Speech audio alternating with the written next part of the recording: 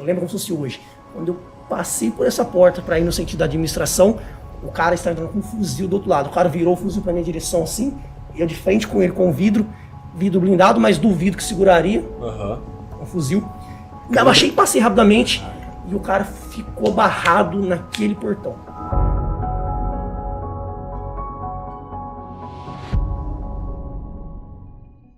Fala aí pessoal, beleza? Aqui quem fala é o Vitor Santos, eu sou especialista em linguagem corporal, investigador profissional e perito técnico das microexpressões faciais. E você tá no canal Metaforando, o maior canal de linguagem corporal do mundo.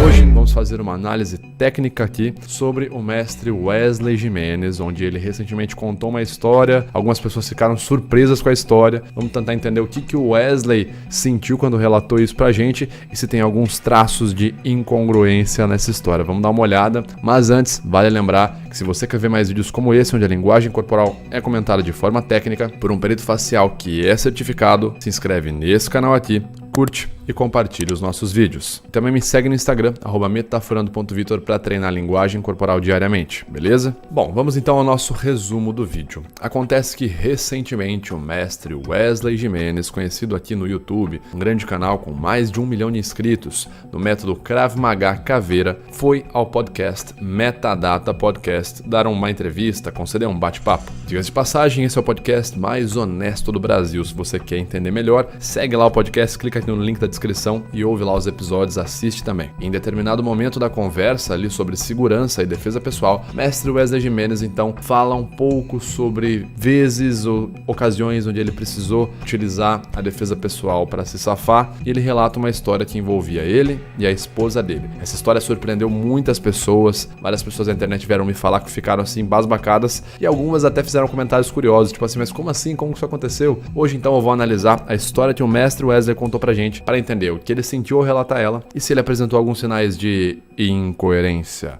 Vamos dar uma olhada então. Tem que ser os 17%. Sim, tem que ser. E qual que é a outra história que você falou que tem mais um? Essa terceira é mais recente. Mais recente? Que eu tava com a minha esposa dentro do carro. Essa é a mais recente. Mais recente. Que eu tava com a minha esposa. Aqui você vê que ele já começa a se manipular na região do ombro, já é uma história um pouco desconfortável para ele. Se você comparar com as outras, ele contou um pouco mais tranquilo. Essa envolveu a esposa, ele já tá fazendo um gesto pacificador aqui na altura do ombro. Esposa dentro do carro. Lembrando que gesto pacificador não é um sinal de mentira, mas sim um sinal de ansiedade, um aumento de ansiedade conforme visto ali em Getting to the Truth, livro de Cliff Lansley. Eu dado aula o dia inteiro, fui no mercado, saí pra comer um pastel, voltando. Eu prefiro não dirigir, então minha esposa na maior parte do tempo ela dirige. Eu prefiro, faço a guarda. E um carro, uma BMW na frente, 2 caras dentro, começaram a fazer gracinha na frente, fecha o carro e freia a ponta dela, tem que frear pra não bater. Cara, você percebe que tá fazendo pra irritar. Uma palhaçada total. Show. E a mulher buzinou, né? Ó, prestem atenção, legal, ele contou esse início da história pra gente. Voltando, eu prefiro não dirigir, então minha esposa na maior parte do tempo ela dirige. Eu prefiro, faço a guarda. Observem o gesto ilustrador dele, a projeção corporal enquanto ele vai falando. E um carro, uma BMW na frente, 2 caras dentro, começaram a fazer gracinha na frente. Olha a projeção corporal. Avanço corporal, né? Aqui a gente tem o B1, avanço corporal. A ciência é dita ali por Edward T. Hall de prosêmica. Quando eu me aproximo de algo, de uma ideia que eu estou verbalizando, eu tenho confiança naquilo que eu estou falando, por isso que eu projeto o corpo para frente. Então ele projeta o corpo para frente, projeta os braços para frente, avança os membros, também entra como avanço corporal, B1. Começa a ilustrar isso com a mão, falando que o carro estava fazendo gracinha, e ilustrar com a mão aqui, gesto B2 ilustrador, ao mesmo tempo, expressão de raiva aqui. A gente tem aqui a ação, a contração na região glabelar, certo? Formando a expressão de raiva. Então, ele está sincronizando a expressão com a fala, com a projeção corporal, a abrangência gestual e o gesto ilustrador. Até então, tudo sincrônico, tudo bem congruente. Vamos seguir aqui. A gente fecha o carro e freia a ponta dela, tem que frear para não bater. Cara, você percebe que tá fazendo para irritar. Uma palhaçada total. Show. E a mulher buzinou, né? Falou, não tá vendo que a mulher tá dirigindo. Você percebe que quando ele fala assim, minha mulher buzinou, não tá vendo que é uma mulher que tá dirigindo? Olha como ele ilustra isso pra gente, os gestos crescem, né? Ele tem aqui, ele franze o senho e os gestos crescem. Há alguns estudos que falam sobre sincronia gestual, podem ser vistos ali também, né? Comentado no livro Whatever Bar Saying, do Joey Navarro, mostram que uma tendência quando eu vou ilustrar algo, né? Um gesto ilustrador, é mostrar a situação para outra pessoa com abrangência gestual. Quem tá ilustrando algo que realmente aconteceu, tem uma tendência a gestualizar de forma mais abrangente, né? Enquanto que o mentiroso, geralmente, ele tenta ficar um pouco mais contido. Não, eu tava ali, minha mulher ficou brava com os caras ali. Foi ali. O mentiroso, ele tenta não ocupar muito espaço, porque ele não tem confiança naquilo que ele está verbalizando. Dirigindo aqui, aí pra quê? Aí os caras já baixou o vidro e xingou de tudo que é nome. Ela falou, vambora. Só que ela dirigiu e parou no semáforo, um cruzamento que Os caras vieram atrás. Os caras vieram próximo, pararam do lado. O que os caras fizeram? Desceram correndo e vieram na direção do vidro dela. Eu falei, Olha quando ele vai lembrar da situação. Desceram e foram na direção do vidro da mulher dele. Olha a inspirada funda que ele dá. Dela.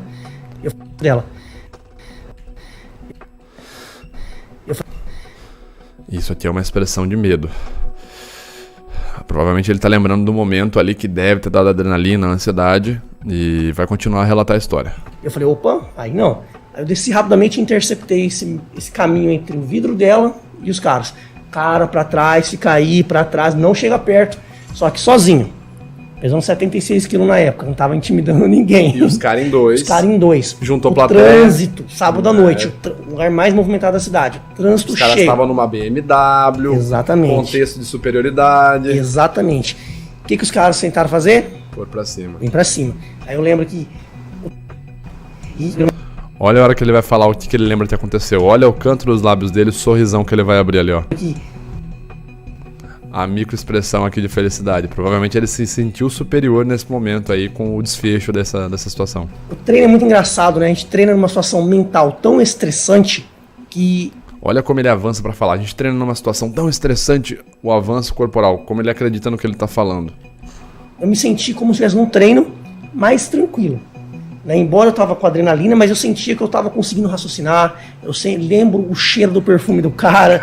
Ó, lembro o cheiro do perfume do cara. Olha a concordância não verbal. Eu falo do quê? Tô falando sobre cheiro. Quando eu faço uma verbalização, lembro do cheiro, o gesto indicador aponta automaticamente pro nariz. Gesto ilustrador, né? Quando eu aumento o volume vocal e aumento o avanço corporal, né? Me projeto mais pra frente. Bastante concordante aqui. Percebem a grande diferença em relatos assim? Da maioria dos relatos que eu analiso no Metaforando, que geralmente as pessoas não estão tão concordantes. Pega algum relato polêmico aí, você será capaz de ver por si a diferença em relatos genuínos e relatos suspeitos.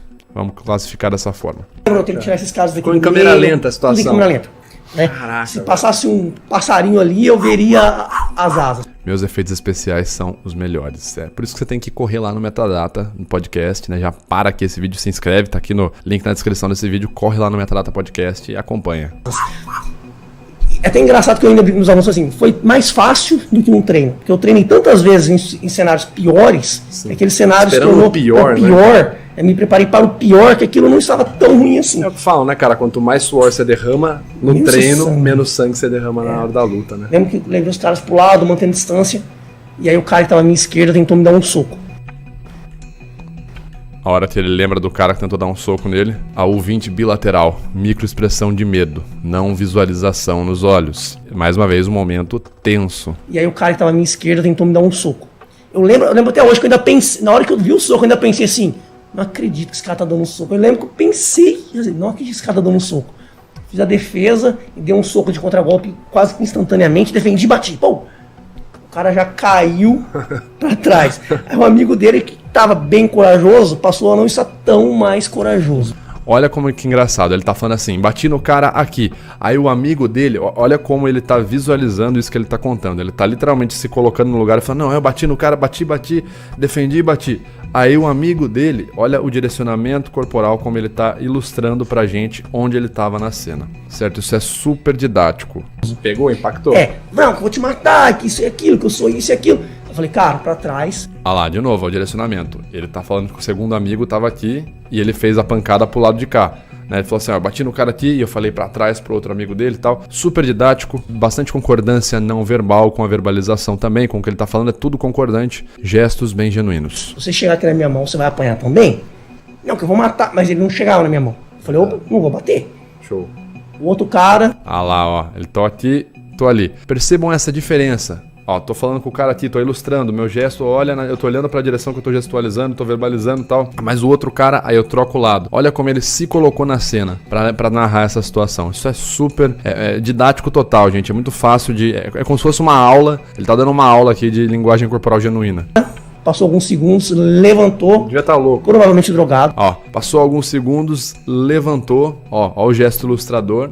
Junto com a verbalização. Levantou, aumento do volume vocal. Levantou, quando eu aumento o volume vocal, também, ali a gente consegue encontrar isso no Get Into The Truth, eu tenho convicção no que estou falando, ok? Gente, eu acho que a gente pode parar por aqui. Em relação ao que o Wesley mostrou pra gente, a gente consegue ver bastante congruência não verbal no que ele tá falando. E as emoções que ele sente quando ele tá narrando a situação. Felicidade, vários momentos ele sorri ao lembrar dessa situação, talvez ele tenha gostado do desfecho de ter conseguido interceptar os agressores, certo? Ele demonstra medo também algumas vezes, talvez, mais uma vez, por se colocar na situação e lembrar da adrenalina na hora, aquele medo pode vir à tona, é comum, né, a ansiedade, ele começa a ficar bem ofegante, né, começa a inspirar, né, respirar fundo, deve estar lembrando da situação também, mas o comportamento dele não verbal é totalmente congruente. Ok? Bom, pessoal, se você gostou desse vídeo, já se inscreve nesse canal caso não seja inscrito, curte, compartilha esse vídeo, não se esqueça de se inscrever no Metadata Podcast para acompanhar bate-papos muito bacanas como esse daí que vocês estão vendo. A gente se vê então no próximo vídeo. Valeu!